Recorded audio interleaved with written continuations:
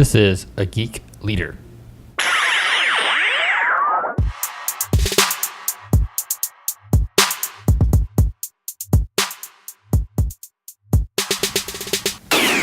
Hey guys, John Ryder back again with episode 62 of Geek Leader Podcast. And I want to go ahead and just give the call to action to pause this, go to iTunes, Stitcher, iHeartRadio, Google Podcasts, wherever you listen to your podcast, and leave a rating and review. That would be awesome. But today on the show, I've got Alan Stevens, and I heard Alan give a talk like probably a decade or more ago about leadership, and it was an awesome talk that inspired me to become a better leader and to learn more about the leadership space in technology. And I reached out to him just recently and asked him if he can come on the show, and I was honored that he said yes to come on the show. And today he's going to talk a little bit about obstacles that we face and what it's like to get over getting fired. So give it up for Alan Stevens.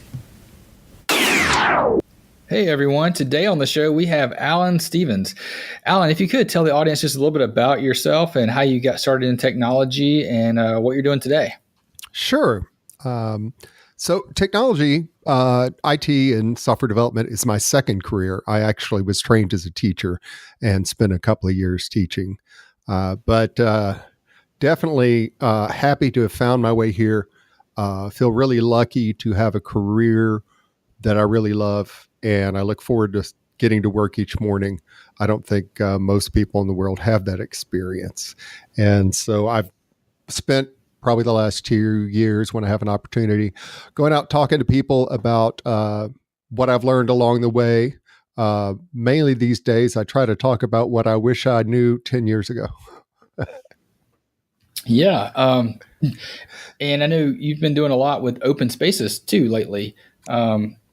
Absolutely. Tell people a little bit about what that is, because I know I think that's where a lot of people learn a lot when they're at conferences. But tell me a little bit about what are open spaces? So open space technology is a format for running a self-organizing meeting. And it's been developed since, I think, 1984. A man named Harrison Owen first started trying to run conferences this way.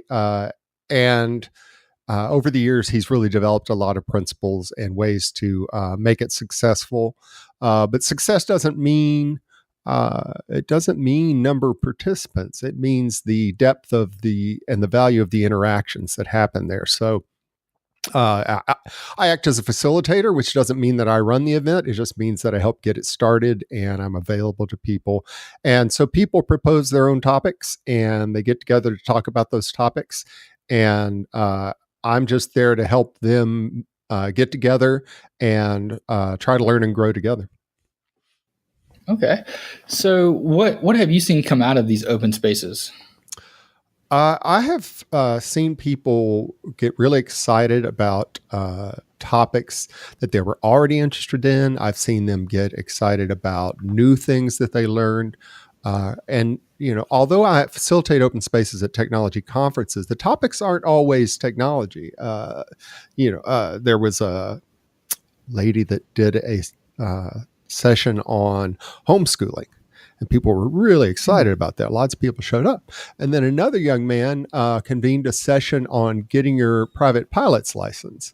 And while he only had like 4 or 5 people show up, they were passionate about it. I mean, it was an hour-long session, and they talked for at least an hour and a half. And that's the kind of thing that really is really exciting and inspires me, is to see what people come up with on their own when they're given the opportunity. Yeah, that sounds fun too. I mean, because you never know what to expect, I guess, in something like that. Absolutely. And, one of the guidelines is to let go of your expectations and really just go into it with an open mind. So I want to get back to what you said earlier about being a teacher, because I teach part-time at the local colleges here.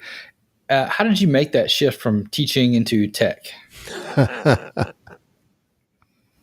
Well, let me tell you a little story. I taught for 2 years, and once I did a year-long practicum as part of my my master's program, where I taught 4th grade, and then I taught at a Montessori school for a year, where I learned so much, just so much. It was a great experience.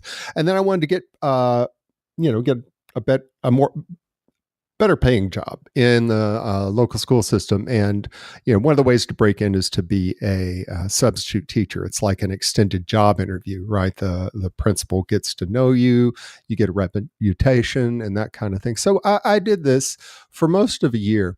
And again, that was very educational, in and out of a lot of classrooms, meeting a lot of students, that kind of thing. And then something happened. One Friday, I was teaching a fifth grade classroom. And I should precede this by, I love mathematics, but I think most math teachers suck.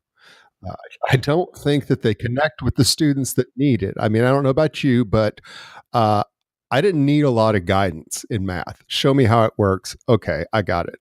Move on. And that's just not the way a lot of people think. And they're the ones that really need the guidance. And I just think that they don't take the time to understand what's going in those students' heads, and they don't find a way to make connections. I mean, with mathematics, you really need to understand the way things relate, and how you're getting to the answer that you want. So in this class on this Friday, it's a fifth grade classroom, and we got to the math lesson. And these kids knew me. I had worked in that classroom before. I don't even remember the topic, but we went over what the textbook had to say and the way that it wanted to solve the problem. And then I said to them, okay, now let's imagine that the person that wrote this textbook lives in a tower all alone, and he knows how to solve this problem, but he doesn't know any other ways to solve the problem. And there might be other ways. What are some other ways we might solve this problem? And we had this conversation, and it went on. And I felt pretty good about the lesson. The following Wednesday, I was called into a meeting with the principal and the vice principal. And I was told not to denigrate the textbook.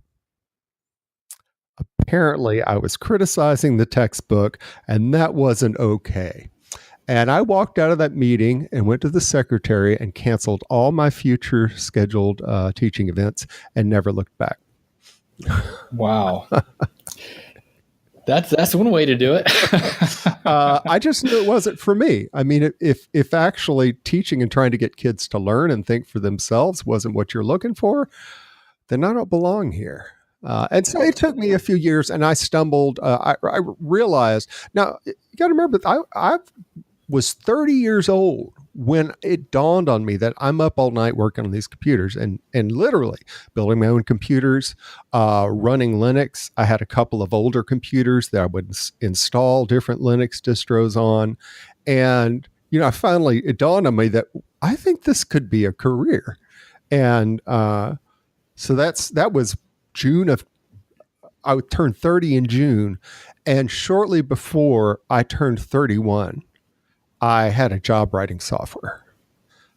So once I figured out what I wanted to do, I got there pretty quickly and immediately realized, A, I'm good at this. B, it's a lot of fun. And C, you get paid a pretty decent salary doing this. Mm-hmm. All those things are true. And I think that's one of the things when you talked about teaching, your story is so I hear that a lot, or similar things a lot. And one of the things I tell my students, the first day of class when we're doing the usual syllabus go up over type session, I always tell them, the things you learn in this class, you should focus on how you learn those things and not what you learn, because everything that I teach you technology wise will probably be out of date by the time you're in a career where you can apply these things. So just focus on how you learn these things. Right. I want to teach people how to learn so they can go out and learn on their own. And what you say is absolutely true in our industry. It doesn't matter. I've been doing this 18 years, and it doesn't matter how well you learn a topic. 5 years later, things are going to be different, and you're going to have to learn something else, and you're going to have to keep up. So you're going to have to learn to be a learner and do this on yourself. You've really got to be motivated to do this. Yeah. So one of the things when we were, I guess, in our communication prior to this interview, you mentioned that you wanted to talk about getting fired.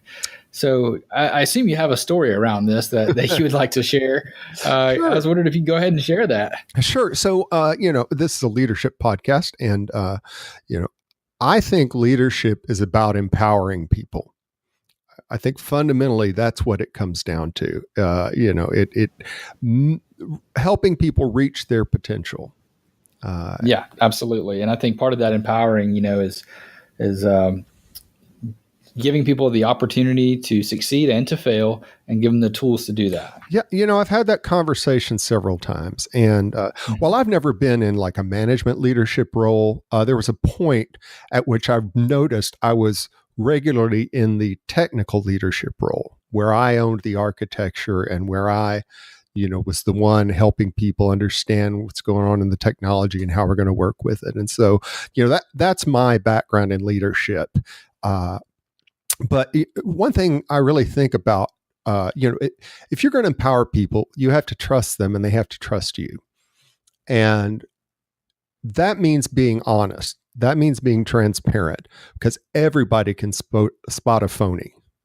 And so I think with the opportunity to be on this podcast, I really thought about it. And I think the most valuable thing I can talk to you about is getting fired, because I think that probably some of your listeners have been fired and some of them will be fired. And in March of this year, I was fired from my job. I was sacked. I was dismissed. And I want to talk about my experience and what I learned from it. And maybe it'll benefit some others, if only to know that, I mean, I'm very experienced. I'm very skilled within a certain population. I'm well known, and still it happened to me. So don't feel alone if it happens to you. And actually, I found out recently. I was hanging out with a friend of mine I've known for a long time, and he confided in me that he had been fired twice, and he's a genius. And he's really great to hang out with, and I would work with him in an instant. So it's not just me, and so I want to give you an insight into my experience and what I learned, and maybe others can use it too. So let's talk about my experience getting fired. I worked remotely, and so I was fired over the phone. My wife and I had something we had to take care of in the morning of that day, and my manager, called him leader in this organization, pinged me and said, "Hey, can we get on a call this afternoon?" And I said, "Sure, no problem." One thing that's fascinating about this is this is on Monday. On the Wednesday prior, they granted me $10,000 worth of reserved stock as their long-term incentive program for their best people.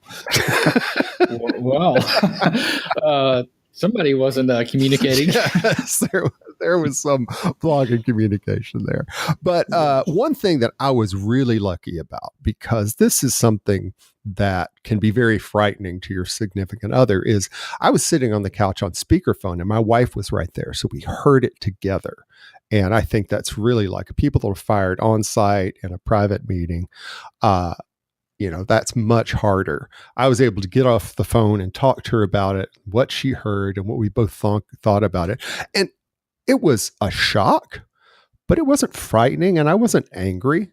The one thing I had to say to my leaders, there's an HR person on the call. There was my manager, and then was my director. And what I had to say to them was, "I am sorry I let you down. You believed in me and you trusted me, and I let you down." And that's sincerely how I felt. Even though I didn't understand why I had been fired, I knew that was the case. Now, the reasons they gave me were kind of bogus, but they have to make something up. But what I've realized is I was fired because I was unhappy, and unhappy people make other people unhappy. And it's hard to say this, but I had become toxic to my team. It took me a while to really admit that to myself, and that's not who I wanted to be. And on reflection, I realized that, twice before I wanted to quit this job.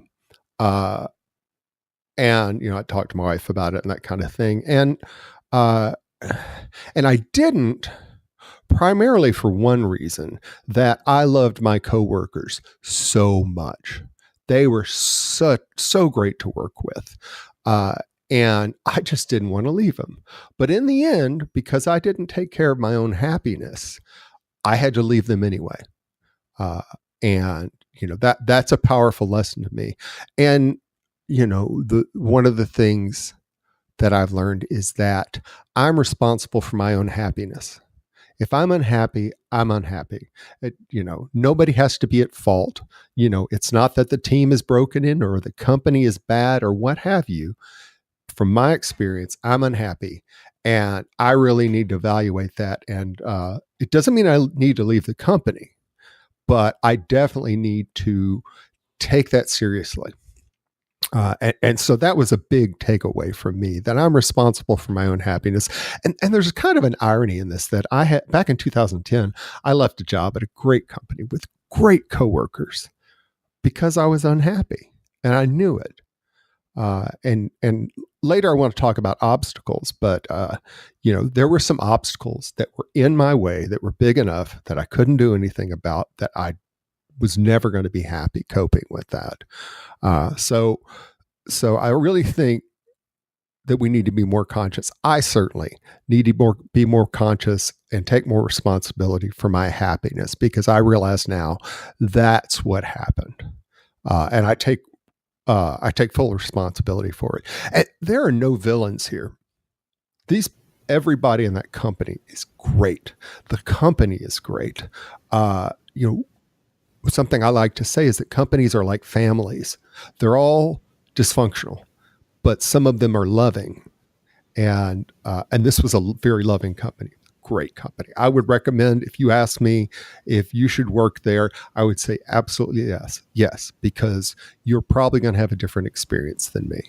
And that made it even harder to leave a great company and a great team. And admit to myself that I didn't need to be there, and that I'd become toxic to my team.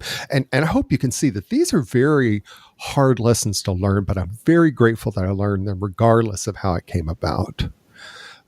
Yeah, it sounds very hard. I have a couple of questions just about how is it that, how do you come to that realization? Because I know so many times where when I am at fault, I want to find anything else to blame on than myself. Well, how was it that what triggered it to point back to you? Well, okay, so getting fired is an emotional crisis. It's a loss, and with loss, the way we come to terms with it is to go through the grieving process. You familiar with this? Yeah. Mm-hmm. So there's several stages. There's denial, there's anger, there's bargaining, there's depression, and then there's acceptance. So I did not come to this right away. I came to this over several months. And what happened for me was, I went through all this, the depression, the bargaining, the anger, and all of this stuff. And one morning I woke up at 5 a.m., which, let's be clear, is not my normal waking time. And I couldn't go back to sleep. And so I went out on my porch and I was just sitting there. My mind was just kind of freely associating. I wasn't really thinking about anything particular. And it clicked. It clicked to me what happened. It clicked to me why I was unhappy. And I became furious, just so angry about what I had to do and why it was that way and why no one would listen to me and why I couldn't influence it. And it passed within like 15 minutes. And after that, after I understood all of that, I could see my part in it. I could see why I was unhappy. I had that very clear. And then I could see how I dealt with it and how I could have dealt with it better and how I want to deal with that situation in the future. And what I'm talking about is an obstacle. How do I cope with this obstacle? And we're going to talk about that in a minute. But I think what's important about this emotional crisis, and this can be a financial crisis too. Let's not skip that. It depends on who you are, where you're in your career, and how you manage things. So then it's a double whammy, right? Because now you're scared that you can't get a job or you can't pay your bills and that kind of thing. So you're having to deal with two crises. But for me, it was largely just the one crisis. And it was embarrassing. It was humiliating, even. These are the emotions that I felt. And, it took me several months, like I said, to get to that point where I was angry, and then I understood it. But before that, I was just ashamed. I didn't want to talk to anybody about this. I mean, me, I was fired, and I could give myself all these reasons why I was of huge value and why would they let me go? But, I mentioned the two times that I wanted to quit. I stayed because I loved my coworkers so much. And that blinded me to the real reason that I was unhappy, because I didn't take care of myself.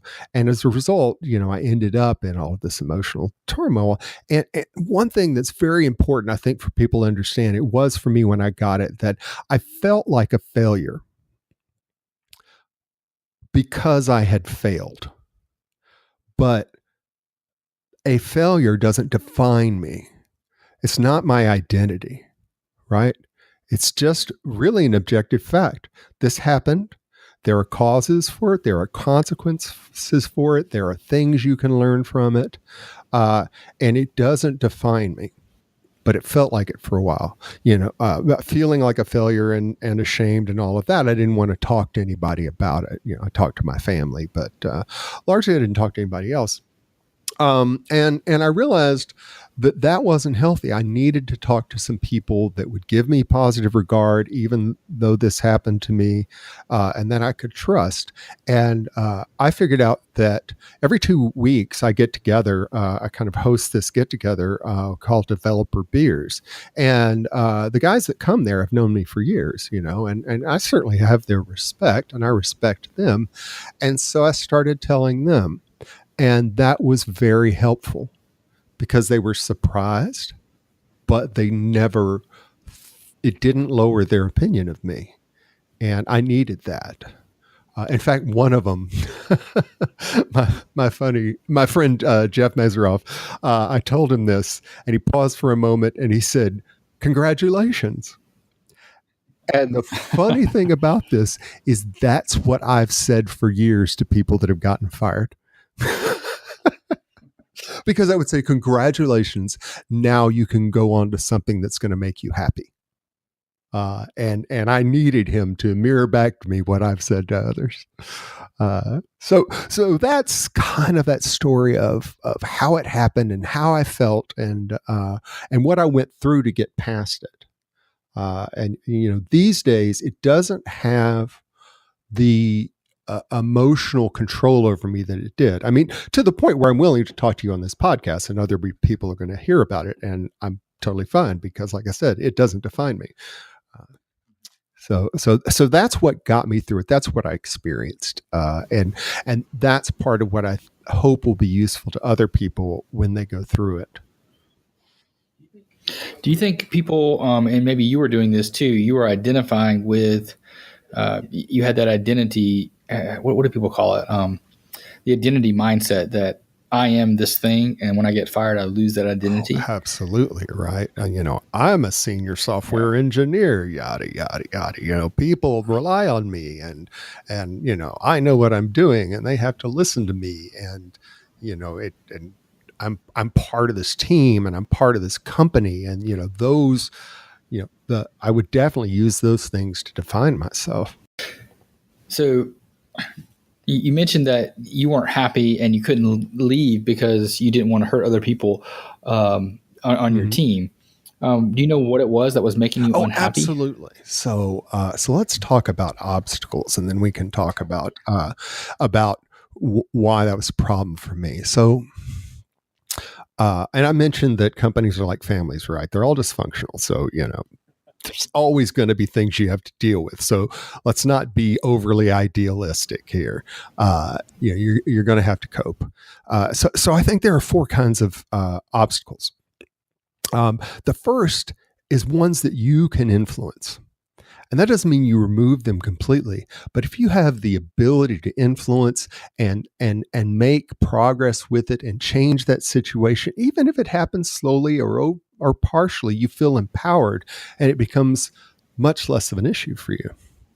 And I have a story about this. I had a contract with this multinational Fortune 100 company, and it was what I call the nicest prison I've ever been in. I mean, the walls were all glass. My cube was right by the window. I could look out and see the river and the riverboat docking every day. And I had 2 monitors and a nice laptop and all this stuff that all this external stuff that seems nice, but things were not okay.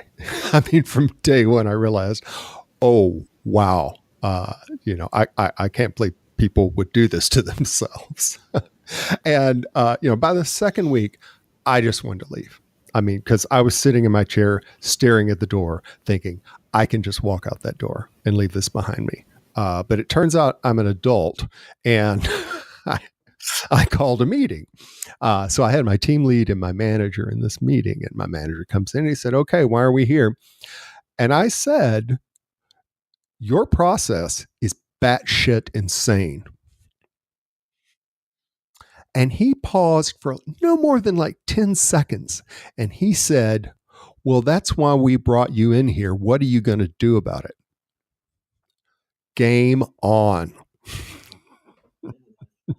Right? I mean, now these are not obstacles. These are opportunities. So, there's that kind of obstacle. And I was able to have a really good influence there over the next 9 months. And I felt really good about my time there, and I left them in better shape than I found them. So, I just thought that was great. Now, the second kind of obstacle is the ones that you can route around, right? You can, maybe something's frustrating you in your attempts to be productive or do your job in some way or another, but there are other ways you can get what you need, even if they're suboptimal. And, in corporations, that's often possible. There are other teams, there are overlapping responsibilities, and sometimes you can get what you need by just going around an obstacle. And so then you can feel a little more empowered that way and less frustrated, even though, again, you won't 100% be able to get what you need. You'll be able to make some progress and you'll feel better about that. Now, the third kind is the ones you just have to live with. And I think these are most common, right?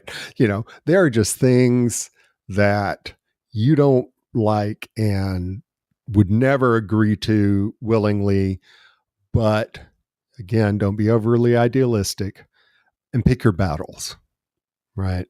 And some things you just live with because there's just going to be dysfunction everywhere you go. It's like if you leave because of these things, well, you're just going to find new things like that somewhere else. And so you pick your battles, you find what works for you. And I think everybody has had to go experience that, no matter where they work.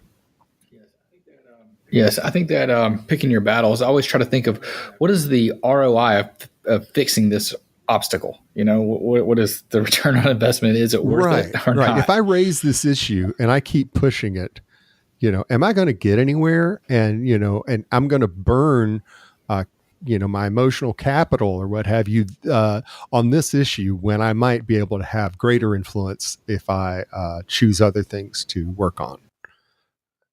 Yeah. So there are those. And then there are the ones that are blocking you from getting what you need, and they are immovable. They may come from management at a higher level. They could just be things that have been done historically at the company and no one's going to change. And this for me is what I experienced. And that's why, I say it was my responsibility to manage my own happiness. And once I understood what these were and I understood that they weren't going to change, I think I probably should have bowed out and looked for something else. And, for me, what I tried to do was find other ways to approach it and give people what they wanted, but still be able to do what I felt like was the right thing. And I felt like I was being told the right thing. And in fact, one of the things that really bothered me is everybody has a job, and it's a full-time job, and you should be busy doing your job, and you should not try to do my job. You should hand the reins over at some point. If I'm a senior software engineers' responsibilities belong to me. Why are you trying to do my job? Why are you can tell me the boundaries, you can tell me what the system needs to do. You can tell me the interfaces it needs to have, all of those sorts of things. But at some point you need to hand it over to me. And if you just keep getting in there and tell me how to implement things, here I will be more specific. We created a new team to work on a new system that was in some ways a new version of an existing system, but it had new responsibilities as well, and it was an opportunity to learn from our mistakes. And when management presented the vision for it, we were all on board. We're like, we get this. We get the business need for this and that kind of thing, and tell us what you need. You need a pluggable architecture. You need something that can take on new customers very quickly. We can get up to speed, that kind of thing. I get it, right? We're going to build this thing for you. And so then we get to start talking about the technical aspects and implementations and what they want, this kind of thing. And they had a proposed architecture, which you assume that's going to happen. And we got to one point that we got to my part of the system, mine and my cohort. I had an amazing coworker on the API side. Just like I said, I didn't want to leave my coworkers. And my manager said, and this is the orchestration layer.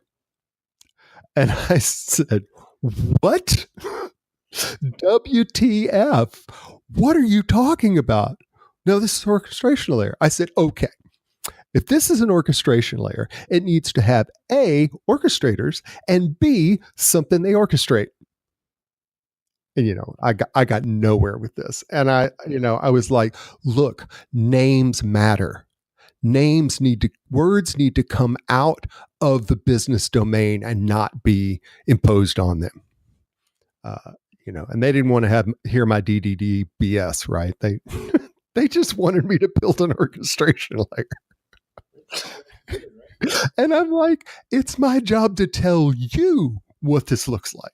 It's your job to tell me what it needs to do, but it's my job to tell you how it's going to be implemented and what this is going to be called. And this was the first indication of shit Alan can't deal with.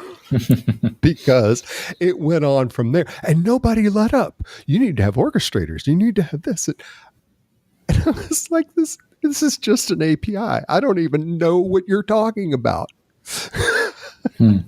And, so I did some reading up on it to try to, okay, let me understand what they want.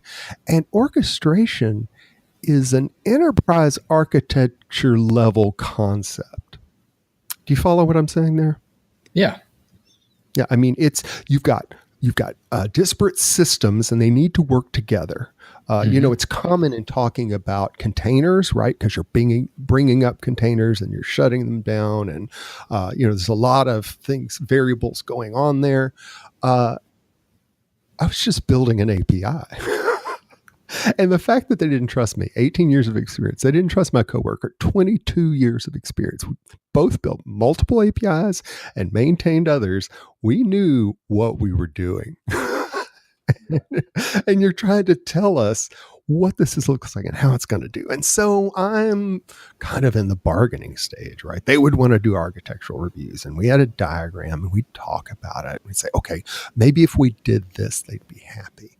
And, every time it's push red, no, you have to have orchestrators, you have to have this, and we're doing microservices, which already has a certain amount of coordination going on in there. But I think the end was this. We talked about this. How can we give them what they want, this orchestrator thing?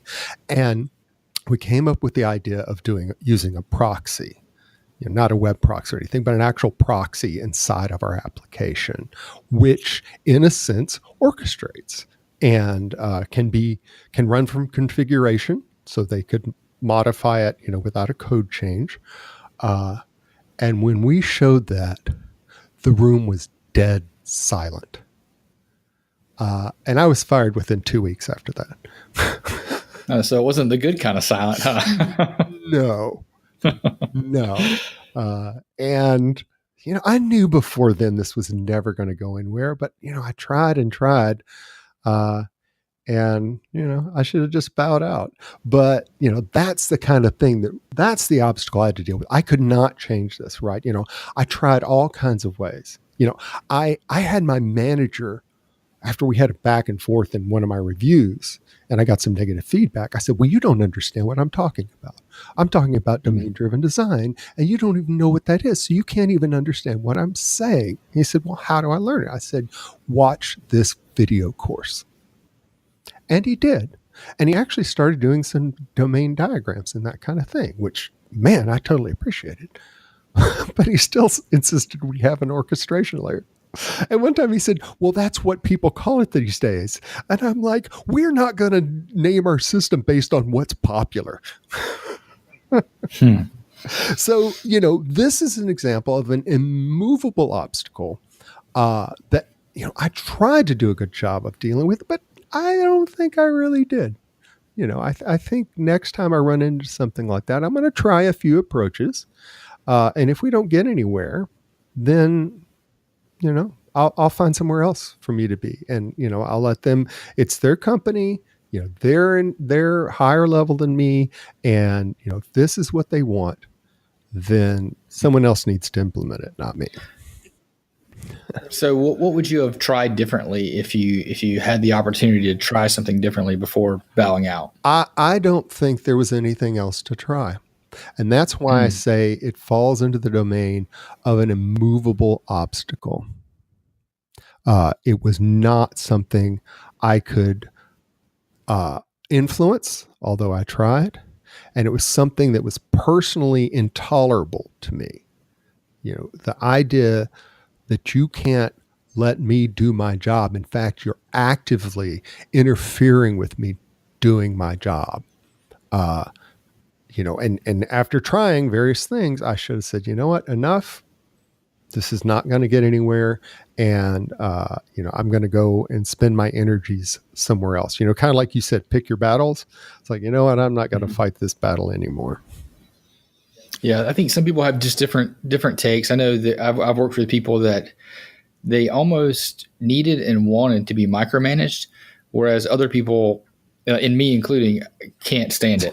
If you know me at all, I have that that's not how I roll. Right. Yeah, and I know anybody that, like for me, it's one of those things where you hired me to do a job, trust me to do the job. And if you can't trust me to do the job, then I wish you didn't hire me. I tell people in my talks and personally, if you don't trust your people, fire them. Hire people you trust. If the people on your team, you don't trust them. And that's, and I've had this talk with managers, not just mine, but others.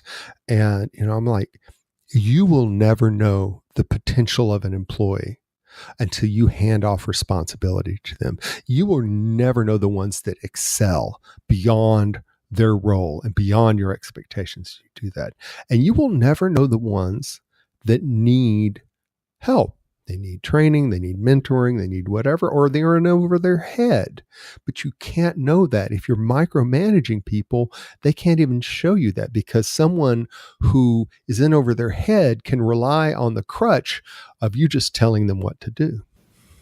Yeah, I think you definitely can't find the potential to where people's boundaries are until you push them to that point. Or give them the opportunity to stretch to that point. I think that's a better way of saying it. Absolutely. Yeah, I think that's a good way to put it, that you'll not know their potential until you give them an opportunity to show it to you. Yeah, and also I think from a leader standpoint, you want to do that anyway, because if you're having to micromanage them and move them along and set those boundaries, then you're not able to move past that anyway. You become the bottleneck for your team. Right. you aren't growing as a leader if you're doing that. Trust is a big part of leadership. You mentioned a talk I gave several years ago, and one of the things I talked about was trust and how important that is. They need to trust you, which I think I said at the beginning. I need to be honest and transparent, because that way people will trust my input and listen to my feedback that I have for them. But I need to trust you to do what you need to do.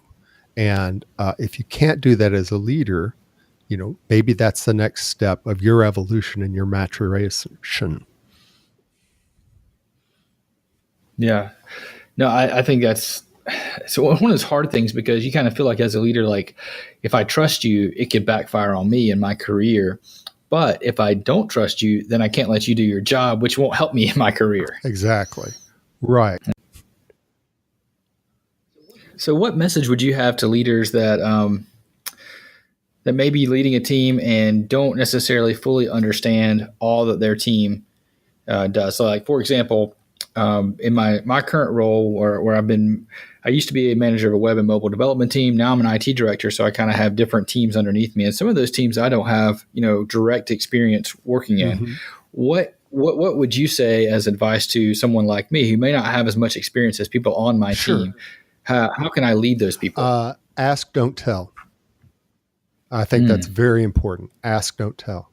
It's totally appropriate to ask, what are you doing? What are you working on? How's it going? What resources do you need? How can we make this better for you?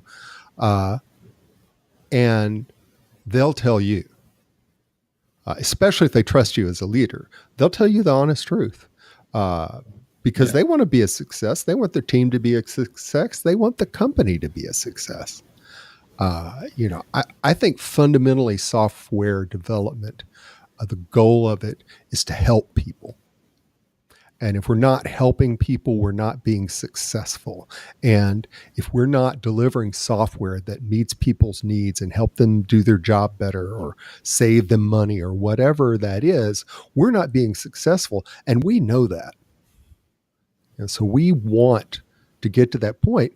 And it's the same thing you want, but as an IT director, you think about it at a different level. Yeah, I think one of the ways I try to frame it for my team is we need to make the complex simple. Mm-hmm. And if we can't make the complex simple, we're not doing our job. Sometimes the complex is just complex. That's true. That's true. But that's part of our job is, like you said, we want to make things easier. We want to make things better. And I think that's one of the ways we can do that is to try to simplify people's tasks. If we put in a new system and it makes it more complex, then maybe we didn't think it through enough. If it wasn't hard, you wouldn't pay us. Yep, that's you're absolutely right. Now, to your point is conventions help. A shared identity and corporate understanding. So when, like the contract I'm on right now, when I came into it, there was a lot of documentation that said, here's how we do things around here. And here's how here's the architecture you're expected to be a part of. And, here are some standard tools that we use to do that. And I think, as a part of your job, it's to do that. One example is, if you're going to do text messaging in your app, you have to use one vendor. This is who we use. You can't have one team using one service and another team using another. And I think that's making the complex simple, because you want to know how this works, talk to this other team if you've never done it, or someone on your team has done it. But we have this shared knowledge base that makes it easier to, and extend an app in that way. Yeah, it's one of those things where you have to have policies in place that do make things easier. Like you said, with text messaging, if you want to send those out, this is the vendor we use. This is the framework we're going to use whenever we're doing certain things. But we don't want to be so restrictive that you inhibit any creativity that developer may bring to the environment. Mm-hmm. I think what I'm talking about is, when as a consultant, when I come into a new gig at a new company, There are two things. One, the first thing we're going to do is we're going to go pro. We're going to unit test. We're going to have continuous integration. We're going to have several nodes to which we deploy code before we ever get to production. We're going to automate deployment, all of that stuff. And those are the kind of things when you come in the door, if they're in place, you know what you need to do. You know how it works. I automate as much as possible so that we can get on with the hard parts. And, I think that what you're saying is make the hard parts simple. But the other thing I do is indirectly, but the question I ask is, how do we do things around here? And if you can't answer that question, then that's our first problem. How do we do things around here? If you have a shared corporate identity and team identity and you have people that work well together, then you have answers for that because we've worked a lot of those things out. Yeah. No, I get you. I think, and what if people don't know the answer to that? I guess they're in a bad place, huh? Well, no, they're in a place to start getting there. There's no judgment here. You've probably been around the industry enough to know, some places are just really messed up and don't know anything else. It's just historically that's what they've always done, and they don't know there are other opportunities, or they know there's other things, but they have no idea how to get there. And I think that's my job as a consultant, is come in and help them get there, because if they could do it on their own, they wouldn't need me. No, yeah, I think you're absolutely right. There's been so many places that I've seen where they didn't know any better because no one has ever pushed the envelope or challenged them or advanced the way of thinking. Right. And, if you come in and this is how we do things and you don't know any better and nobody's done a simple Google search because we think we know the answer on how to solve these problems. Most people in this industry don't go to conferences. Most people in this industry don't subscribe to online training services. That's, for you and I to assume other people are going to be like them is unfair, because they're still good intentioned, right? And they're still smart. You can't do this without being smart. And they just need guidance and mentoring, and like I said, leadership is about empowering people. Then, that's our job, is to get them there. So what advice would you have to a newly team lead or someone that just got hired onto a position to manage folks or lead folks for the first time? What kind of advice would you have for them starting out? Oh, I have to go back to ask, don't tell. I think that's very important, to understand your team, their needs, what they're doing, what they want to improve, what their frustrations are.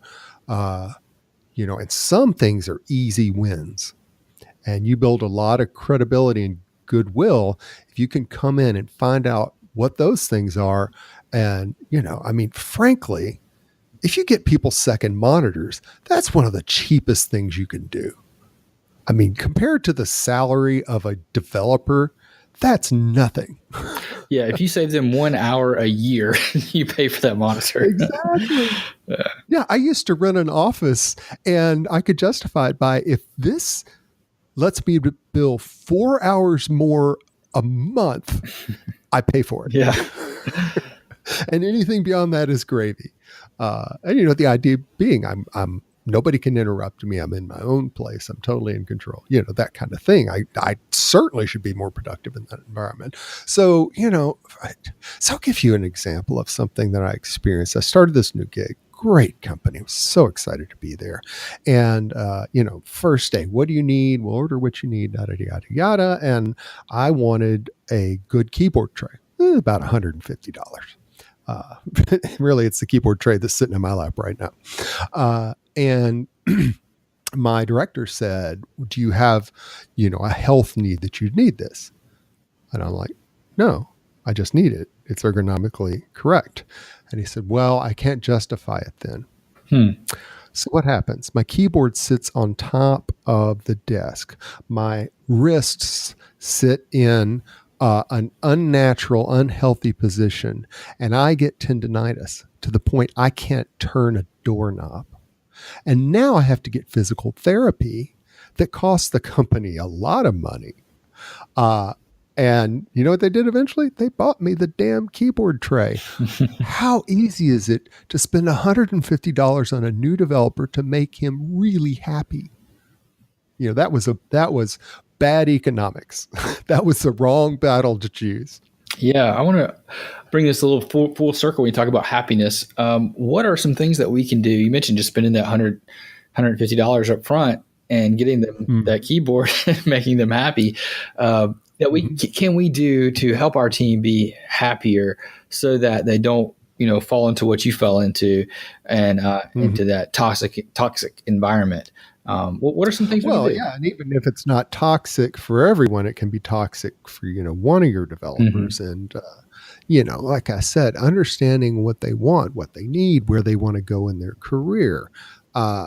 Those things are very important. And then, however you can, building a team identity.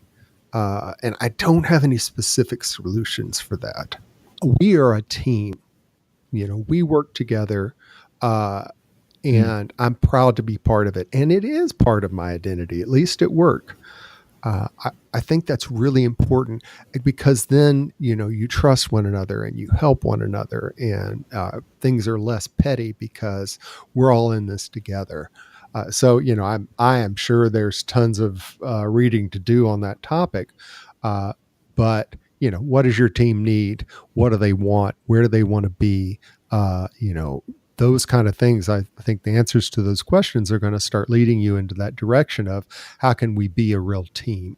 Yeah, I've got one thing that I can share that I did at my last job when I was managing the web and mobile team. Is we were a smaller team of 5 or 6 developers, depending on what time you were there. And we started doing activities where we would volunteer together. We started out once a quarter, and then eventually moved it to once a month, where we would take our lunch and go to a soup kitchen right up the road, and we would serve together during that lunch. And that made our team so strong. And it gave us that identity of being the team that we serve together, and we volunteer together. We did a habitat build one time, and I made sure that whenever we were doing something that may extend work hours or be longer, we made it up to the people. We never took PTO for it. We never, had to work over for it. But for some way, we always got the work done that we needed to get done in the office, even when we were out volunteering. Happy people are more productive. Teams Absolutely. that are functional are more productive.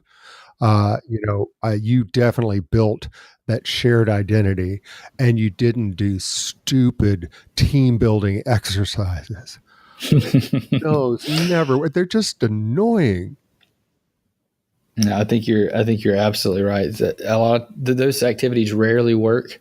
They may be good at breaking the ice and getting to know someone's name, but past that, you don't really get past the surface. And I think if you're talking to people and you're staying in touch with what's going on, people that are unhappy and frustrated, like me.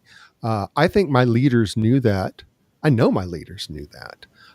Because I had a one-on-one every 2 weeks with mine, and they put that on me. Why is Alan a hassle? Why is he the only one speaking up that has a problem with this? Well, not everybody has the same personality, because I worked with my coworker on the API, and he felt just like I did, but it wasn't his personality to bring it up like I did. So maybe Alan's unhappy because of something we're doing. That's ask, don't tell. That's listening to the people on your team. Gotcha. Well, this has been a good conversation. Well, I've got some takeaways. Oh, good. That's what I was going to ask you. What are some takeaways? Yeah. So I think this firing thing is important because it's traumatic. I think one of the most important is you're not a failure just because you failed. It's not your identity, and it's not going to last forever. It's just it's a circumstance objectively, and it's it's going to require emotional grieving. You may have financial issues to deal with. You're embarrassed or whatever, but eventually you're going to get over it. Maybe you'll talk on a podcast about it. I think that's probably an evidence of where I am on this issue. But you've got to grieve it out. It loss. This is a loss. Maybe it's not as big as someone in your life dying. Maybe it's not as big as having a divorce, or, there's so many other things, but it is a loss, and you're going to have to get through it. And I think if you give yourself that time and understand and know that it's going to feel different later, you're going to feel better. You're going to understand it better. You're going to be more confident later. And I think you have to talk about it. I don't think you can do it up front, but I think it's really important to talk about it with people that you trust, that it's not going to affect their opinion of you anyway. I think that was really important for me to do that, because I felt less embarrassed and less humiliated because I was having these conversations, and these people were like, "Oh, wow, that had to suck." And that was pretty much their entire conversation. And finally, the most important one, you are responsible for your own happiness. You really are. It's nobody else's job. And so you need to be tuned in. You need to listen. And if you cannot be happy in the circumstance you're in after you've exhausted all the opportunities, you need to find a place to go where you'll be happy, because happy people make other people unhappy, and unhappy people make other people unhappy. Happy people make other people happy. If you have a positive energy about you in your job when you come to work, you're going to make your life and the world around you better. Yeah. And I think that's well said. I think we all need to remember that we are responsible. We can't blame anybody else for us not being happy. And it's our responsibility to do something about it if we're in a place or a position or an environment that's negatively impacting us. And that's why I think my management was totally right to fire me. I was toxic to my team. I should have left on my own before that. And it was the best thing for the company and the team that I not be there anymore. And probably also the best thing for you, right? It was the best thing for me. Exactly. But, going back to that grieving process, I didn't get here overnight. Where I don't think I'm a victim, where, there's no bad guys, all of that sort of thing. Well, Alan, this has been fun. I really appreciate you opening up and sharing this story of getting fired, because I know that was not easy to do and easy to talk about. And it probably took you a while to get to this point. But I think we can help people that are going through this and will be going through this and have gone through this in the past. And just thank you so much for sharing. How can people reach out to you or connect to you or get in touch with you if they have any questions or want some follow-up? Yeah, don't email me. Don't email me. You know that. It'll take 5 months for me to reply. Twitter is the way to reach out to me, at Alan Stevens, AlanStevens. I'm on there all the time, and I will definitely see it and respond there. All right. And I will link that up in the show notes as well. Thank you so much. My pleasure, John. Thanks for having me on.